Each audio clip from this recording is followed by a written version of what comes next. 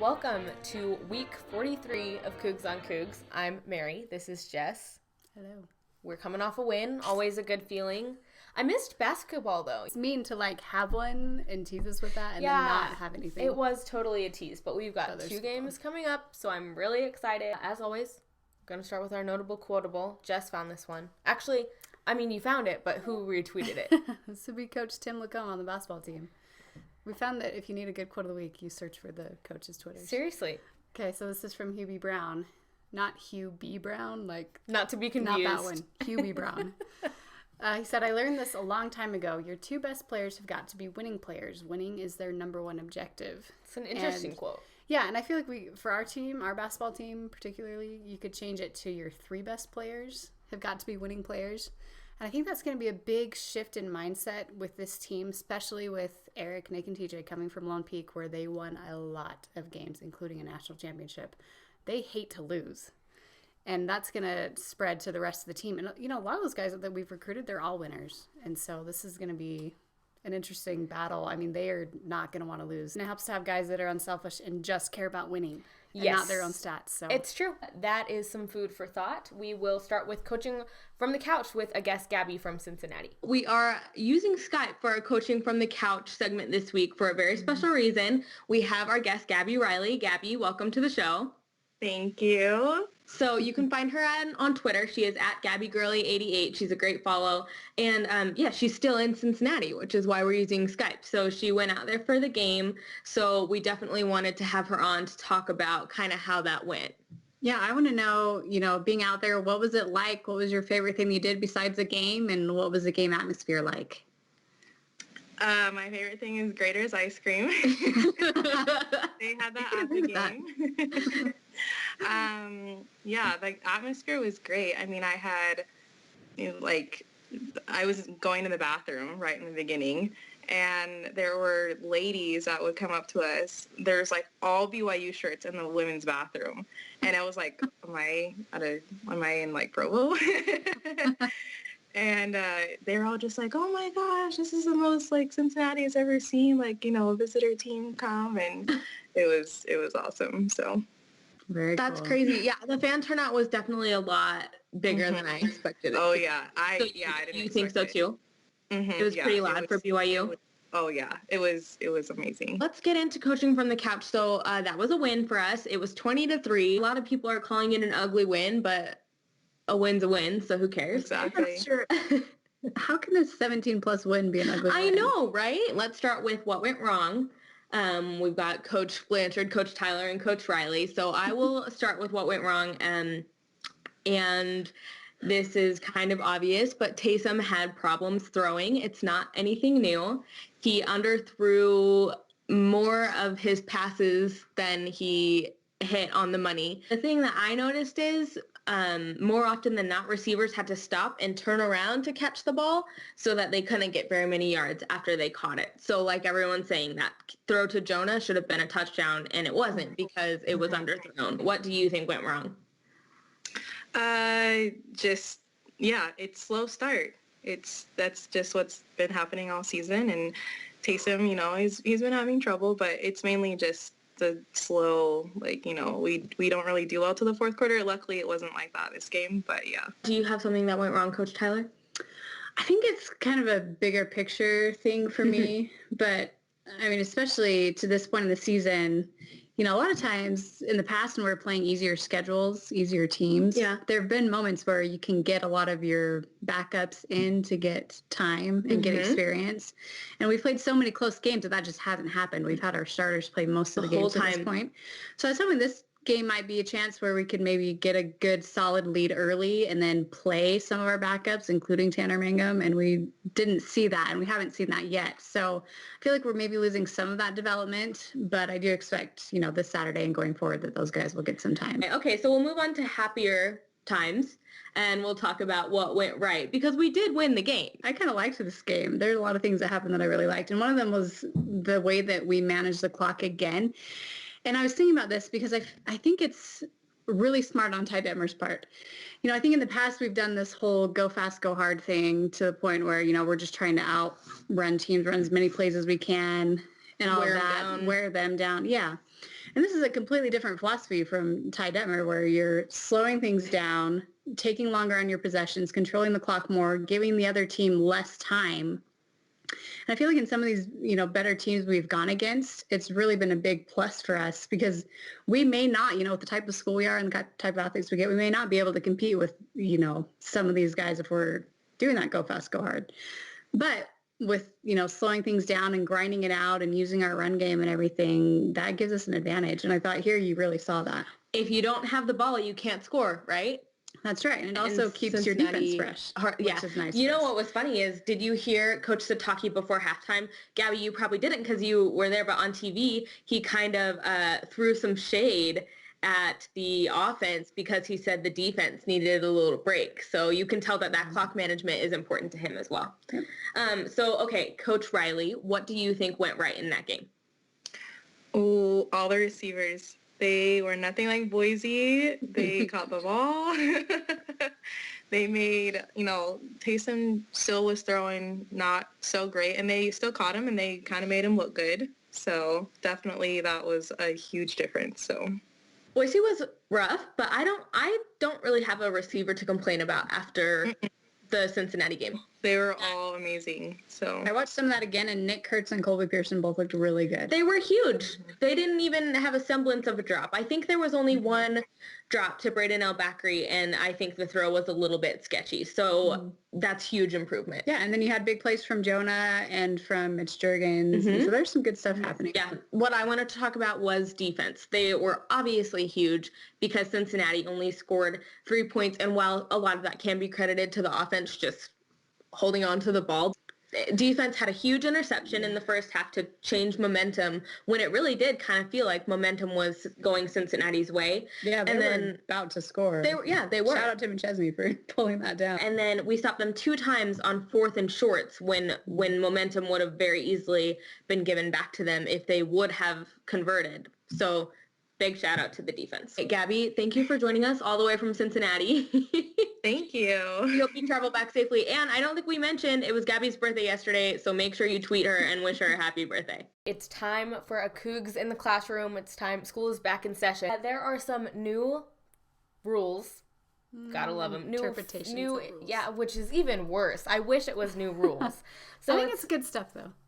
You do? So you, okay. I think it is. Okay, so she's going to convince me and all of you because with these new interpretations, I was saying I'm nervous because WCC refs are bad enough as it is. So with this new liberty for these calls, I'm a tad bit worried.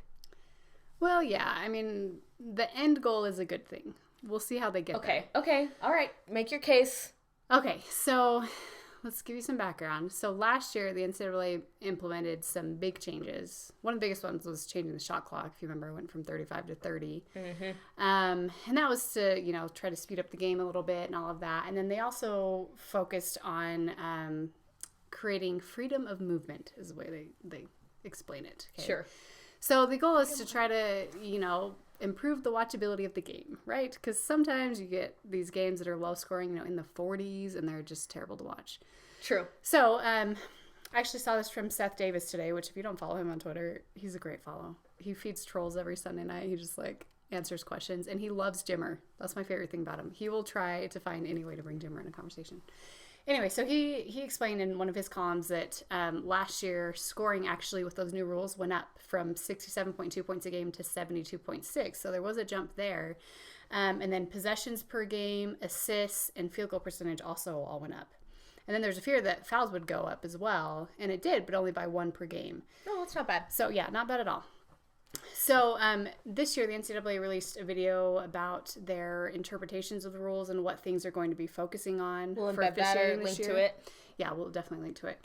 So the first thing I want to talk about is physical post play, because so far, if you've watched our games, we've had some big guys get into some foul trouble. Huh. Eric Mika? A little bit. And Yoli? Yoli Childs definitely is learning some things. Yes. So one of the things that they're focusing on this year is calling the first foul that they see on those post guys. Okay, so that's why you might see a lot of whistles down low. And they also will be calling offensive fouls. So basically, if you've got a post player down there, and we're talking about offensive players right now, if they're down there battling, and if they take their arm and push vertically out to try to maybe get space or get a guy away from or whatever, that's going to be a foul. Offensive foul. Great. And all that. On the defensive players in the post, though, if they are like laying up against a guy or, trying to like swim over, if they've got their arm out and they're trying to swim over it, you know what I'm talking about? That's also going to be foul. Okay. So they're trying to lessen that, I guess it's a competitive battle down there, but just the physicality of it all, trying to get guys a little more open and less, pushing and shoving down there. The other thing is they will call 2 fouls. So if they see the same, something happen at the same time or whatever, they'll call an offensive and a defensive foul. One of the other things that they're focusing on is the restricted area arc. Okay, so that's the arc under the basket. Right. Last year they extended it from 3 feet to 4 feet, so they made it a little bit bigger.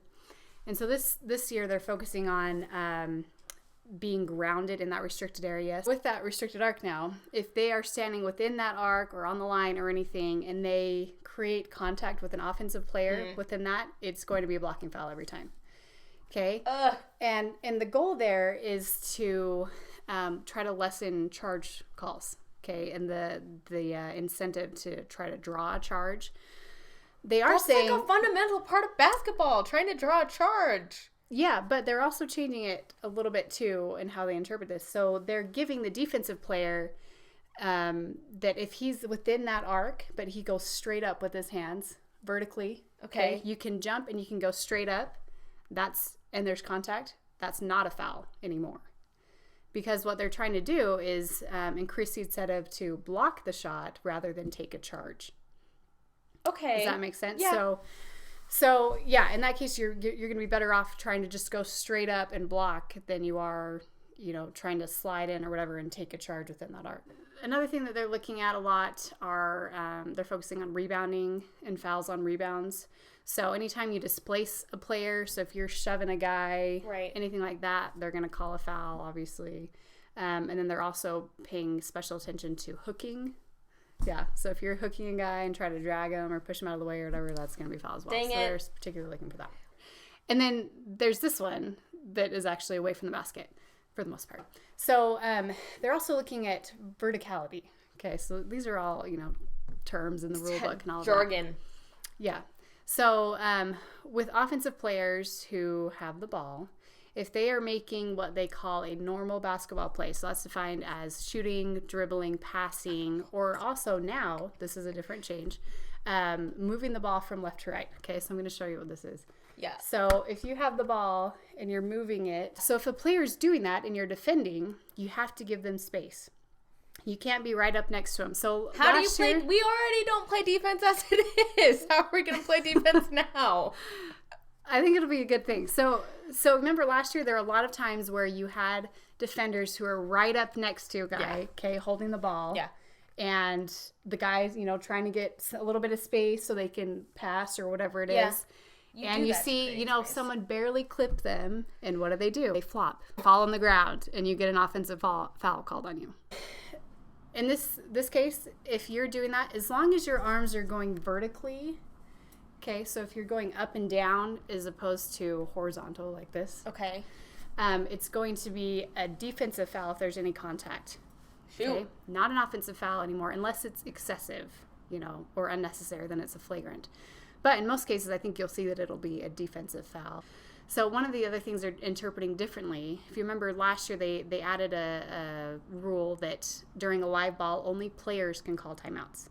Oh, yeah. And this was a deal in our game last year against Virginia Tech. I remember this. Right? It so killed we had us. under a minute left. We were only up by 2, I think. And Virginia Tech had the ball, and it was in play, and Buzz Williams called a timeout. And the refs gave it to him, and Coach Rose was not happy. No. Well, that still should not have happened. No. Even with this new interpretation. Now, the only tweak now is that a coach can call a timeout when the ball's in play if it's being inbounded and hasn't been thrown in yet. So if you're about to get a 5-second call on you or something, coach can call timeout. And that was one of the things that Coach Rose said, that they're going to watch film and figure out where those fouls are being called and how they can improve. And it'll be a learning process. We are in year 2 of these changes, so I'm expecting the officiating to get a little bit better and more consistent. Hopefully. We'll Knock see. on wood. Yeah, but we're seeing it a little bit of already. How many times did they get to the line? Seattle Pacific, 40 times, so they'll call it tight. Yeah, Buckle up. Time for Talk the Town. And we are starting with, since this is election day. Political news. Yeah, political news. But don't turn us off. Yes. Hold that thought. Michelle Kafusi is running for mayor of Provo. So that is very cool. Vote for Michelle. If you're going to vote for anyone, seriously. Hashtag Kafusi for mayor. I mean, okay, she's not going to be on the ballot today. No. I don't know when the mayoral election is, but John Curtis announced that he's not running again, so she's up for it. What's her website? I think she'll be great. Michelle for mayor, #4. Check it out. We'll link to it. We support Kafusis in all things. They true. sure have given us enough reason to. Amen to that. This was from the Cincinnati game. This is from an account that's Bearcat Sports Radio. What's their handle? Bearcats Radio. So they tweeted a lot of really cool stuff during the game. They're a good follow for weeks when we're playing each other. They tweeted one really cool video of the BYU football team giving high fives to BYU fans after the game, and I was just really BYU fans still impressed by the sheer number. But this one is of one of their players, Kennard, exchanging cleats with Harvey Longy, which I didn't really know they did in football. I knew they did it in basketball, but it's a sign of respect. So it was cool to see that exchange. Injury news after that Cincinnati game. There were some scares there. Seriously. Coach Taki says that Austin McChesney will not be back this year. He has to have knee surgery. So, which is such a bummer. He had that huge play, that pick, and then got hurt on a non-contact play on that stupid turf. Special teams. And then we had a couple scares with Jamal and Squally. Both of them. Yeah, but they will both be back. Squally should be back and fine. Jamal just kind of retweaked his ankle a little bit, but he should be fine as well. So on Coordinator's Corner today, Coach Tuyaki said that his scariest pass rusher, which is Sione Takitaki, will be back next season. There's kind of some question marks on that, but he said for sure he's coming back. That's fantastic news. Moving on to basketball, this was really cool from Jordan Chapman's Instagram. Yeah, I didn't see this. Well, cool, but weird. Probably for Dalton. Probably. So Jordan Chapman plays for Boston College now, which we haven't seen yet, but we will. And Dalton Nixon is on his mission in Boston, and they ran into each other. I'm not sure where, but there they are. Neither of them are present players for us, but fun to see them together. Nice to see Dalton. He'll be back in a year. He looks good. He looks tall. He does look tall. And then I want to share this tweet from Ryan Rasmussen because it cracked me up today. So it's at March Madness. This is NCAA March Madness Twitter account. Tweet out today, Gonzaga and St. Mary's will once again battle for WCC sports supremacy. And he tweeted this out with this lip zip emoji. Dude, nobody is talking about us. It's all about Gonzaga and St. Mary's. I'm partially offended, but partially glad because it's kind of... I'm a fan of another team that wears blue that's surrounded by a lot of hype this season. And to be honest, all the hype does is make me nervous because when there's a lot of hype, you a lot of the time just don't live up to it. When no one's talking about you, then you get to surprise everyone. True. And I think we will surprise a lot of teams this season, including Gonzaga and St. Mary's. I did want to say real quick that I know I mentioned Seth Davis earlier, but he put out an article today that was about the top 10 storylines in basketball. And I mentioned he loves Jimmer. He does. So one of his number 7 was searching for Jimmer McDermott, talking about that type of Jimmer or Doug McDermott player. I was like, who's that? I know. He's combining the two. I get it. Yeah. The Jimmer or Doug McBuckets. Doug McBuckets, yeah. And he mentioned Nick Emery as a player. He said Nick Emery. Seth Davis. I know. Nick Emery's no Jimmer, he says, but he is a rising star at BYU who averaged 16.3 points as a freshman. So he's not getting by Seth Davis, but he's getting by a lot of people. As for what is next, we have a lot going on. This is really exciting. So first we have football. Well, not first. This isn't technically first, but wait a minute. Not in order, but... we have football on Saturday, and that's versus SUU. That's going to be at Lavelle Edwards Stadium. That's at 1 p.m. on Saturday, and it will be on BYU TV. So SUU is a team that a lot of people are just overlooking. I mean, you have to remember, these are guys that Coach Lamb recruited and coached. And if you know Coach Lamb, he's got good players down there. And if you remember, I mean, it was the beginning of the year, but they played Utah pretty well in the beginning. At least at first. Yeah. So, I mean, yeah, I think we're still going to win, but... I think you have to respect your opponent no matter who it is. Yeah, and that's the approach they've taken this week. And this is certainly a rebuilding year for them. I mean, they really were a legitimate threat the past couple of years with Coach Lamb. It's been a little bit harder this year. Their record overall is 5-4, which is actually the same as us. They're 4-3 in the Big Sky Conference, and they are coming off 2 wins, one over Idaho State and then one over Montana State. So, yeah, it'll be good. I'm sure a lot of players know a lot of their players, and you had Coach Take coached down there, and Coach Turiaki played down there. So there's a lot of connections. I'm sure it'll be fun. Wear Navy if you're going to the game. Yeah. And then basketball plays BYU Hawaii in their last exhibition game this Wednesday. And this is also like the last year for BYU Hawaii basketball for their sports. It's really kind of sad. Didn't you say that BYU Hawaii wasn't going to be an exhibition game? Like, it was going to be an actual game. Yeah, originally it was, and then we got that game with Princeton. So we moved one of our exhibition games to next season and then dropped this one back to be an exhibition. So it should be a high-caliber game. It wasn't supposed to be an exhibition game. Should be good. And then we also play in the tip-off marathon next Monday against Princeton. I love that marathon. Yep, so it'll be 8 p.m. at the Marriott Center. We played in that last year against Long Beach State, but that was away. This time we get to be home. And that's on ESPN too. So because of that game, we're going to film the next day. So our episode won't come out till Wednesday next week. Yes, look for us Wednesday next week. As for our sponsors for this week, our first one is the BYU women's gymnastics team for pulling off a really awesome mannequin challenge and getting picked up by ESPN. It was really good. I don't know how they do that. They're strong. And then sponsor number 2 is Romney and Van Noy. We wish it was on a ticket for Election Day today, but regardless, get out there and vote. May you always stay loyal to the white and blue. For Jess, I'm Mary. We'll see you next week.